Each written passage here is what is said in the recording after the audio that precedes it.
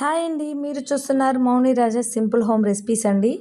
ఈరోజు రెసిపీ వచ్చేసి ఇంట్లోనే కమ్మని నెయ్యి ఎలా చేసుకోవాలో చూపించబోతున్నాను. చాలా అంటే చాలా సూపర్గా ఉంటుంది, టేస్టీగా ఉంటుంది. వేడి వేడి అన్నంలో కారం పొడి, చట్నీస్, ఆవకాయ చట్నీ, పప్పులోకి దేంట్లోకైనా చాలా బాగుంటుందండి. ఒకసారి ట్రై చేయండి. నేను ఇది పాల మీగడతోనే చేశానండి. ఎలా చేశానో ఒకసారి చూపిస్తాను. వీడియోలో క్లియర్గా చూసి అవి ఫాలో అయితే సరిపోతుందండి. ఫస్ట్ టైం నెయ్యి చేసేవాళ్ళు కూడా చాలా అంటే చాలా పర్ఫెక్ట్గా నెయ్యి చేసుకోగలుగుతారు. అంత ఈజీ అండ్ సింపుల్గా ఉంటుంది. కాకపోతే కొంచెం ప్రాసెస్ ఎక్కువ ఉంటుందండి, కొంచెం టైం పడుతుంది. అయినా సరే టేస్టీ నెయ్యి అయితే ఖచ్చితంగా వస్తుంది. నన్ను నమ్మండి, ఈసారి ట్రై చేయండి ఖచ్చితంగా. ముందుగా అయితే నేను పాల మీగడనంతా రోజువారీగా తీసి ఒక గిన్నెలో వేసి డీప్ ఫ్రిడ్జ్లో అయితే పెట్టుకుంటానండి. ఒక 15 డేస్ 20 డేస్కి అయితే నాకు ఒక బాక్స్కి వస్తుంది. సో అలా వచ్చిన మీగడను మొత్తం తీసి బయట పెట్టుకుంటాను, ఒక రూమ్ టెంపరేచర్కి వచ్చేదాకా. ఈ విధంగా బయట పెట్టుకున్నాక దీన్ని ఒక పెద్ద బౌల్లోకి షిఫ్ట్ చేసుకుంటాను. ఇలా ఇది పూర్తిగా రూమ్ టెంపరేచర్లోకి వచ్చాక దీంట్లో నేను కొంచెం పెరుగేసి తోడు పెడతానండి. ఎందుకంటే పాల మీద మీగడైతే అంత టేస్టీగా ఉండదండి. సో నేను అందుకే కమ్మగా నెయ్యి కావాలంటే మాత్రం పెరుగు మీద మీగడైతేనే కమ్మగా ఉంటుంది, పాల మీద అంత టేస్ట్ అనిపించదు. సో నేను దాన్ని అంతా తోడు పెడతాను. తోడు పెట్టాక నెక్స్ట్ డే చూడండి ఎంత బాగా తోడుకుందో. మన మీగడంతా ఇలా పెరుగులాగా ఫామ్ అయిపోతుంది. ఒకసారి చూడండి. ఇలా అయ్యాక నేను అలాగే ఫ్రిడ్జ్లో ఒక ఐస్ క్యూబ్ అయితే పెట్టుకున్నానండి, కూల్ వాటరు. సో ఈ విధంగా చేసుకున్నాక ముందుగా ఒక మిక్సీ గిన్నె తీసుకొని దాంట్లో కొంచెం మీగడ వేసుకొని అలాగే కూల్ వాటర్ వేసుకుంటున్నానండి. కూల్ వాటర్ కొన్ని వేసుకొని మిక్సీ పట్టుకోవాలి. ఈ విధంగా మనం మిక్సీ పట్టుకుంటుంటేనే వెన్న అనేది పైకి తేలుతూ ఉంటుందండి. ఒకసారి మీరు గమనించవచ్చు. ఒకసారి చూడండి వెన్న ఎంత పైకి తేలుతుందో. వేస్టేజీ మజ్జిగలాగుందంతా కిందికి వెళ్ళిపోయి మీగడ పైన తేలుతూ ఉంటుంది. సో మనం ఇప్పుడు ఆ మీగడనంతా తీసుకొని ఇంకో బౌల్లోకి షిఫ్ట్ చేసుకోవాలి. ఒకసారి చూడండి వెన్న ఎంత బాగా వచ్చిందో.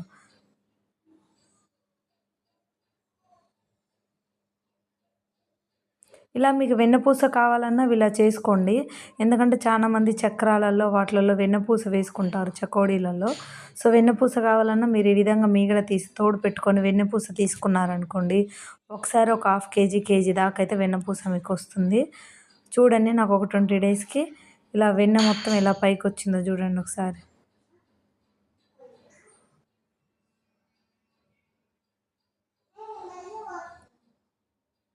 ఈ వెన్ననంతా తీసుకొని ఒక బౌల్లో వేసుకున్నాక దీంట్లో కొంచెం కొంచెంగా కూల్ వాటర్ వేస్తూ ఈ వెన్నని 4 or 5 టైమ్స్ కడుక్కోవాలండి. అందులో ఉన్న వేస్టేజీ మజ్జిగ అంతా పోయి వాటర్ లాగా నీట్గా కనిపించాలి. అప్పటిదాకా 4 or 5 టైమ్స్ కడుగుతూ ఉండాలి. సార్ చూడండి ఇలా కడుక్కొని ఆ వాటర్ మొత్తం వంపేసుకోండి, మజ్జిగలాగా ఉన్న వాటర్ మొత్తం వంపేసేసుకోండి. ఇవి చూడండి వెన్నపూస ఎంత బాగా వచ్చిందో, హాఫ్ కేజీకి పైనే వచ్చింది. ఇది మళ్ళీ ఒకసారి నేను కడుక్కుంటున్నా అండి. ఇది చూడండి వాటర్ కూడా వాటర్ లాగా ఇలా తెల్లగా కనిపిస్తున్నాయో ఈ విధంగా వచ్చే వరకు కడుక్కోవాలండి. ఐస్ క్యూబ్స్ లేదంటే ఐస్ వాటర్ వేసి నీట్గా 5 to 6 టైమ్స్ కడుక్కోవాలి. చూడండి ఎంత వెన్నపూస వచ్చిందో. ఈ వెన్నపూసని ఇలాగే అడుగు మందంగా ఉన్న ఒక ప్యాన్లో వేసేసుకొని సన్నటి సెగ మీద స్టవ్ పైన పెట్టుకోండి.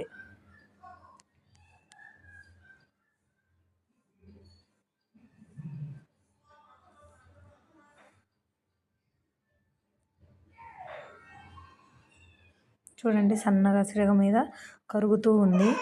కానీ ఈ వెన్నపూసని మాత్రం స్టవ్ మీద పెట్టిన దగ్గర నుంచి మనిషి మాత్రం అక్కడే ఉండాలండి, కలుపుతూ ఉండాలి. లేదంటే అడుగంటేస్తుంది. మళ్ళీ అడుగంటితే ఫ్లేవర్ మొత్తం మారిపోతుందండి, అస్సలు టేస్టీగా ఉండదు నెయ్యి. ఇది ఒకటి గుర్తుంచుకోండి. వెన్నపూస రెడీ అయ్యేంతసేపు మీరు అక్కడే ఉండాల్సి ఉంటుంది. ఇలా చూడండి పొంగులాగా ఫామ్ అవుతుంది. ఫస్ట్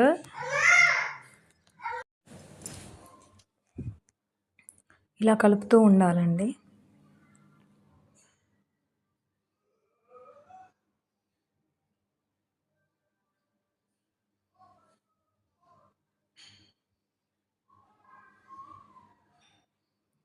ఒక 10 మినిట్స్ అలా ఉన్నాక మళ్ళీ కొంచెం పొంగు ఇలా వస్తుంది.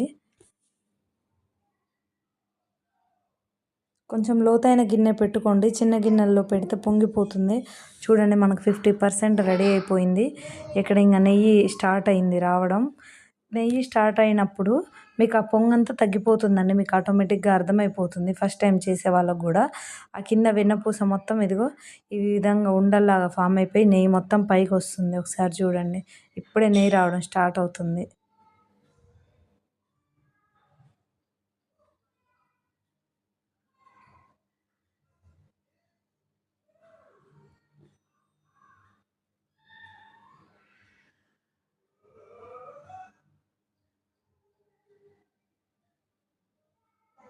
ఈ విధంగా నెయ్యి రావడం స్టార్ట్ అయిన కాంచి మీరు మాత్రం కలుపుతూనే ఉండాలండి.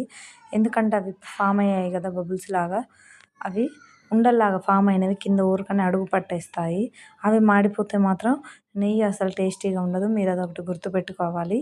ఈ విధంగా కలుపుతూ ఉన్నప్పుడు మనకు రెడీ అయిపోతుంది నెయ్యి.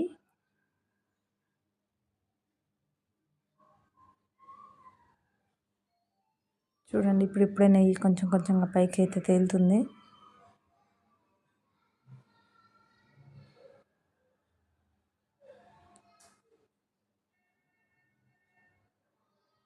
చూడండి మరో 5 మినిట్స్కి అయితే ఇంకా నెయ్యే అండి. ఇదంతా నెయ్యే మీరు చూసేది. వేస్టేజ్ అంతా కిందికి వెళ్ళిపోయింది. ఇది మొత్తం నెయ్యి మొత్తం పైకి తేలింది. నాకైతే 2 గిద్దల వరకు వచ్చిందండి. 20 డేస్ మీగడైతే చేశాను. చూడండి నెయ్యి ఎంత బాగా వచ్చిందో. ఇది చేస్తున్నంతసేపు అండి ఇల్లు మొత్తం అసలు ఎంత మంచి సువాసన వస్తుందో, అసలు గుమగుమలాడిపోతుంది. అసలు ఉత్తి నెయ్యి కొంచెం తింటే బాగుండనంత ఫీల్ వస్తుందండి. అంత మంచి సువాసన వస్తుంది అది మరిగేటప్పుడు. చూడండి 80% మనకు నెయ్యి అయితే వచ్చేసింది. అప్పుడు దీంట్లో నేను ఒక తమలపాకు, అలాగే ఒక కరివేపాకు రెమ్మ అయితే వేసుకున్నానండి.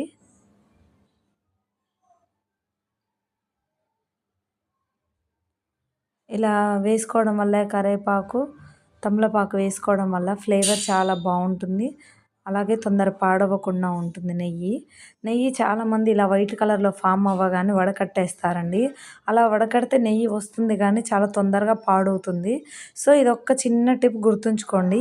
ఈ కింద వైట్ కలర్లో ఉంది చూసారా, అది కొంచెం బ్రౌన్ కలర్లోకి అయితే రావాలి. ఒకసారి నేను ఈ వీడియోలో చూపిస్తున్నా చూడండి. ఇదిగో ఈ విధంగా రావాలండి. కొంచెం కింద ఉన్నది బ్రౌన్ కలర్ ఇట్లా అయినప్పుడు మాత్రం స్టవ్ ఆపేసేసుకోండి. ఈ విధంగా ఒకసారి చూడండి. ఇప్పుడు అసలు నెయ్యి అనేది ఇంకెన్ని సంవత్సరాలు ఉన్నా కూడా అసలు పాడైతే అవ్వదండి. మా ఇంట్లో చేసిన ఈ నెయ్యి అయితే ఒక 2 మంత్స్లో అయిపోతుంది. ఎన్నో సంవత్సరాల దాకా కూడా రాదు. సో తప్పకుండా ట్రై చేయండి. థ్యాంక్ యూ ఫర్ వాచింగ్ అండి. ఫస్ట్ టైం మన ఛానల్ చూసే వాళ్ళైతే సబ్స్క్రైబ్ చేసుకోండి. పక్కన బెల్ ఐకానిక్ ఉంటుంది, దాన్ని కూడా క్లిక్ చేయండి. నేను పోస్ట్ చేయగానే మీకు నోటిఫికేషన్ వస్తుంది. సబ్స్క్రైబ్. ఈ విధంగా అయితే నెయ్యిని అయితే వడకట్టుకోవాలండి. చూడండి ఒకసారి. స్వచ్ఛమైన నెయ్యి 2 గిద్దల దాకా వచ్చిందండి నాకు. మీకు కూడా నచ్చితే ఇలా పాల మీగడ స్టోర్ చేసుకొని దాన్ని తోడు పెట్టుకొని ఈ విధంగా అయితే ట్రై చేయండి. చాలా అంటే చాలా బాగుంటుంది. Thank you for watching.